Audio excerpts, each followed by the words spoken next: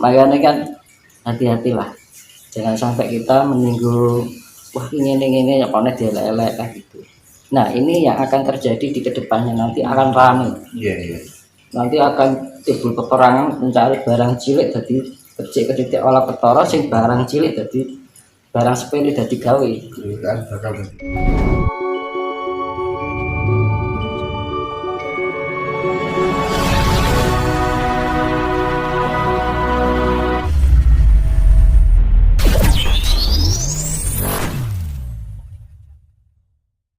batas status, tapi benar-benar hakikatnya itu ada, yaitu loh. Oke. Jadi dengan energi dan kesadaran cinta welas asih itu akhirnya kita bisa menampung semua pencarian orang lain, Menghargai, tidak mudah menghakimi, menjelekkan. Ini damai sekali Mas jika bisa sampai di level itu Mas. Iya kan tujuannya spiritual kan untuk mencari kedamaian. Sebenarnya kan spiritual itu bukan sesuatu yang apa ya khusus, tapi itu sebenarnya untuk umum. Jadi setiap manusia itu diperlukan spiritual. Spiritual kita gereja, kita kan menjadi spiritual. Kadang-kadang kan orang menganggap spiritual itu bahwa disangkut pautiar dukun. Kan gitu. Salah persepsi kan gitu. Sebenarnya memang spirit itu membangun jiwa kan gitu. Untuk mencari ketenangan. Kalau kita sudah tenang kan kita lebih pilih. Nah, karena jebakan-jebakan ini, karena putaran cakra semesta ini begitu energinya kuat, yaitu tadi tingkat kendali diri harus benar-benar kita tingkatkan. Caranya piye ya, seperti yang saya jelaskan di video sebelumnya itu kuncinya melek bengi. Kalau secara keheningan melek bengi. Kalau carane Islam tafakur kan gitu. Jadi lebih kita memahami diri daripada kita harus menilai orang lain. Jadi itu. Terkecuali orang minta pendapat itu beda lagi. Ada orang minta pendapat kita kasihkan solusi. Nah itu kan beda lagi. Mas coba tolong aku nilai aku orangnya bagaimana. Nah itu kan beda lagi permintaan. Kita saling mengisi. Saling menguatkan, membuka satu sama lain.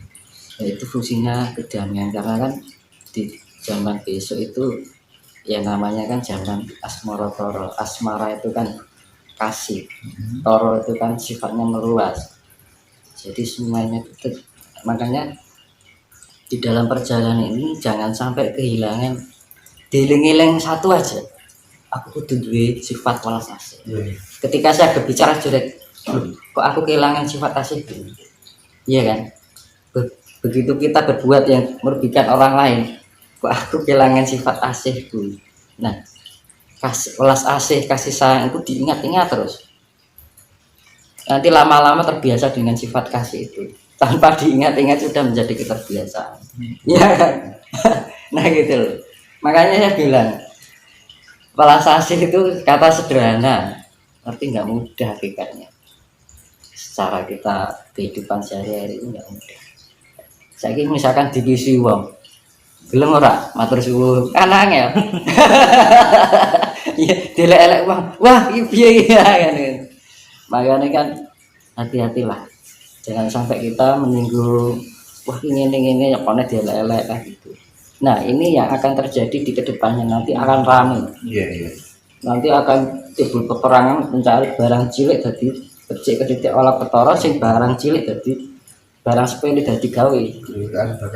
Nah ini kan jadi grojokan. Bahaya ini.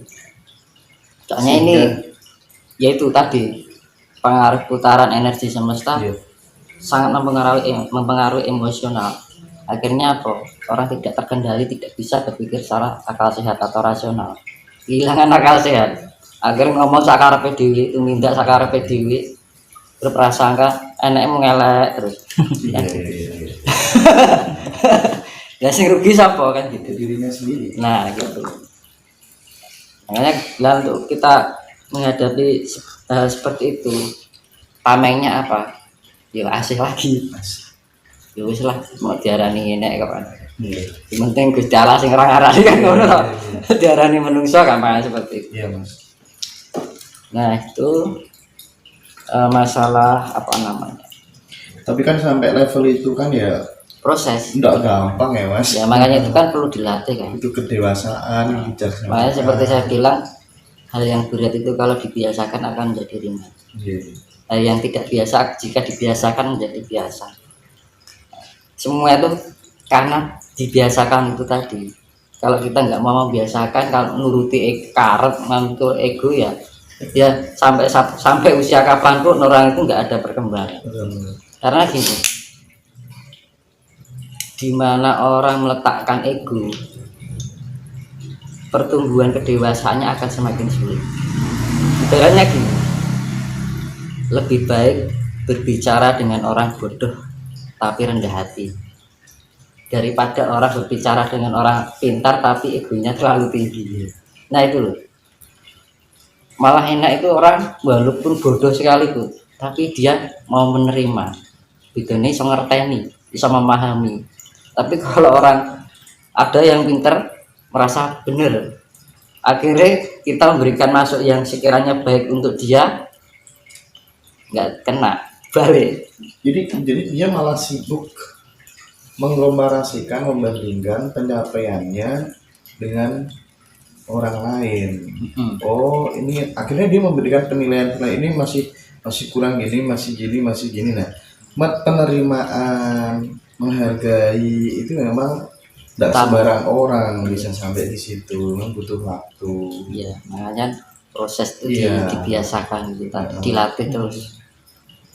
Tapi itu tujuannya apa tuh kalau nggak untuk kan kedamaian itu tidak dari orang lain tapi dari dalam diri kita sendiri. Sing lakon ya dhewe, sing ngitung ya dhewe kan. Iya Mas, penting sekali itu supaya ini ya namanya fungsinya spiritual kan itu Mas. Jadi kita lebih ya seperti saya bilang kemarin yang di video sebelumnya kan, kita lebih mawas diri, lebih mulat sariro, lebih tepo sariro. Nek dhewe ngomong ning wong liya kira-kira omongane dhewe nglarani atine wong kok ora dipikir. Karena apa?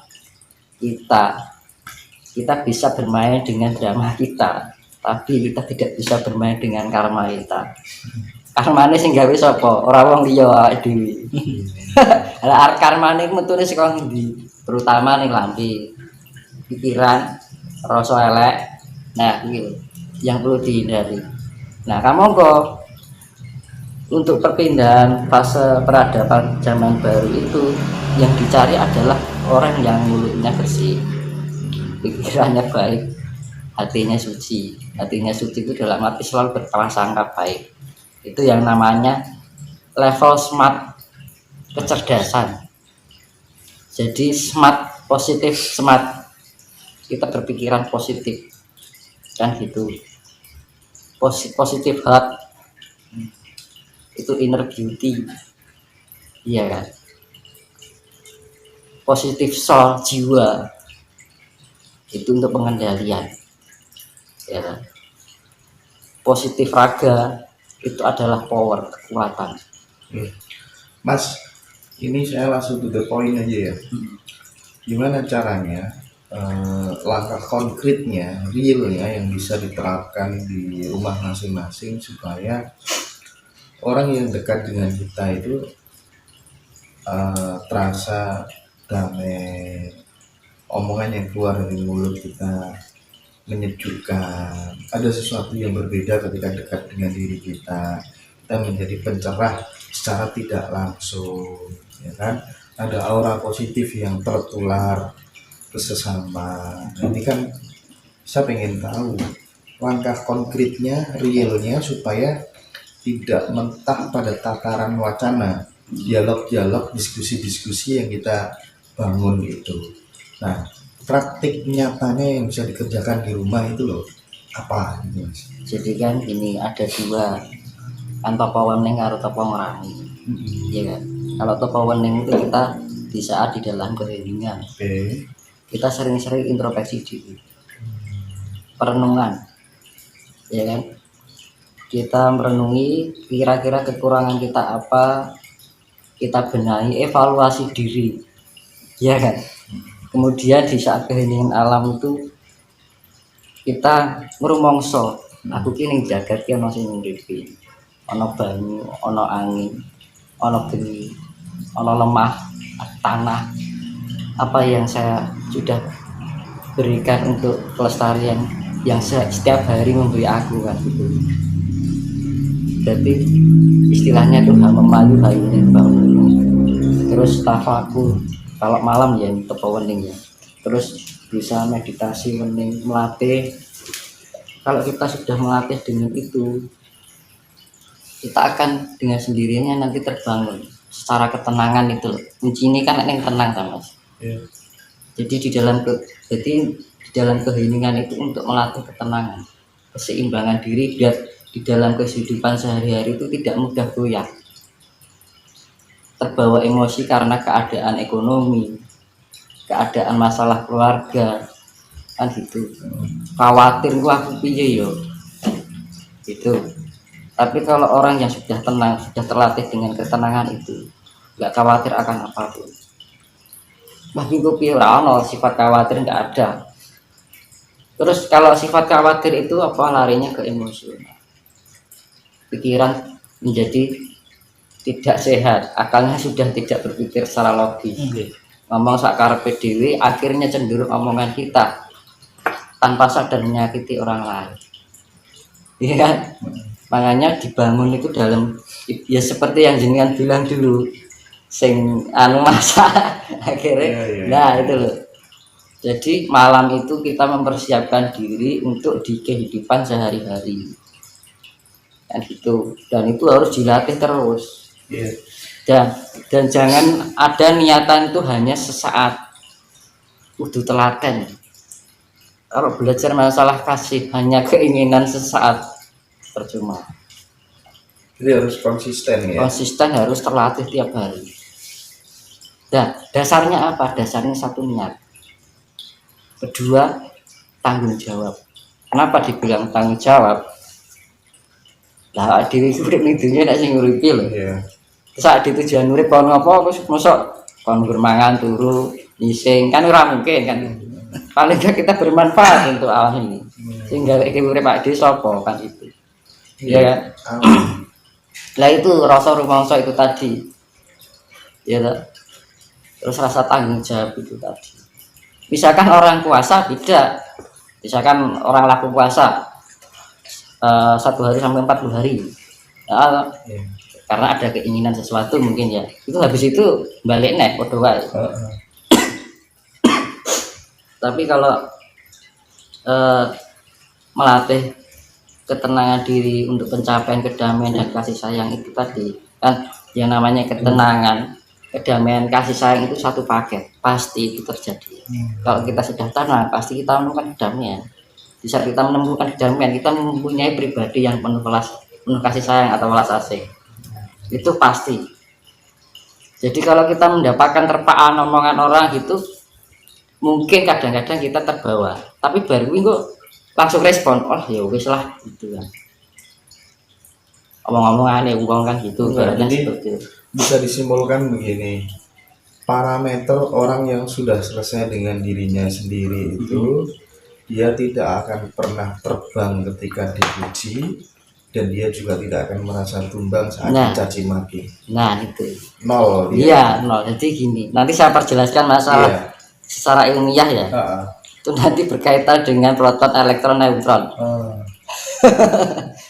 Nah ini jadi saya bahas ini kan pertama ini menyikapi kondisi alam semesta yang tidak stabil, tidak kondusif ini kan, kudu pinter-pinter dhewe beradaptasi dengan keadaan lingkungan alam. Nek ora pinter-pinter ya wis Mas, gitu kan. Urung nek enek wabah dengan sekian toh kita nggak terjaga, akhir lengah. Karena menghadapi virus itu juga kita juga perlu ketenangan juga. Ketenangan juga itu melatih imun kita. Aku pikirannya was-was, gerak jantung itu kencang, Jadi sel-sel tubuh ion kita tidak bisa berfungsi secara bagus. Distribusi darah ion sel dalam tubuh kita itu tidak bisa berfungsi dengan bagus, akhirnya kondisi itu drop. Ada kan wong kokean pikiran itu juga marak ke loro kan ngono lho. Iya. Cepet tuwek iya kan itu kurang santai kan ngono. Iya, Berarti wong ki sing tenang kan ngono. Ya tapi sebelum dilanjutkan Mas, banyak orang yang penasaran bagaimana cara Mas Dinos Patra ketika semedi. Mohon dijelaskan secara konkret, secara real supaya aplikatif gitu loh Mas. Ya itu Itu tadi permintaan teman-teman.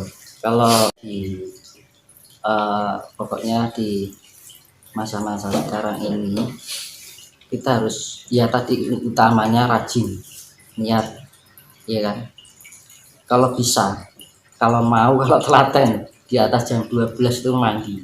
Oh iya iya yang pernah Ah, disampaikan itu ya. Mandi itu kan untuk meningkatkan ion positif, ion-ion kita itu aktif gitu, seger ya.